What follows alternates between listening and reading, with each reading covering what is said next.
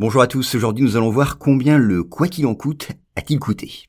Alors la crise sanitaire liée à la pandémie de Covid-19 a provoqué une baisse de l'activité économique, vous le savez, et mis à rude épreuve la trésorerie des entreprises. Alors pour préserver l'économie durant cette phase difficile, les pouvoirs publics ont pris des mesures de sauvegarde, résumées par l'expression « quoi qu'il en coûte », due au président de la République. Mais au juste, quel est le poids économique et financier d'une telle politique ?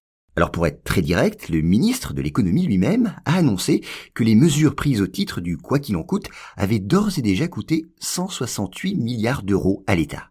Ce coût s'explique d'abord par une augmentation des dépenses d'environ 40 milliards d'euros. Et elles sont occasionnées en partie par le dispositif du chômage partiel. Les entreprises forcées de réduire leur activité du fait de la crise sanitaire, et donc de mettre au chômage partiel une partie de leurs salariés, touchent de la part de l'État une allocation équivalente à une partie de leur rémunération. Et puis ces dépenses sont également liées au fonds de solidarité, cette aide publique exonérée de charges sociales et d'impôts, mais aussi à la prise en charge d'une partie des cotisations sociales et de certains frais fixes des entreprises. Par contre, quant aux prêts garantis par l'État, pour un montant d'environ 140 milliards d'euros, on ne peut les considérer à proprement parler comme des subventions.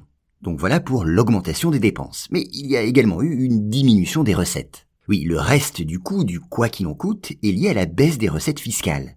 De fait, la réduction de l'activité économique, qui s'est notamment traduite par des périodes de chômage partiel, on l'a dit, et même des pertes d'emploi pour de nombreux salariés, a entraîné une diminution des recettes fiscales encaissées par l'État. Et une telle évolution n'est pas sans conséquence sur la situation financière du pays. Elle se traduit en effet par une hausse considérable du déficit budgétaire et une croissance notable de la dette publique, qui devrait s'établir à environ 120% du PIB en 2021.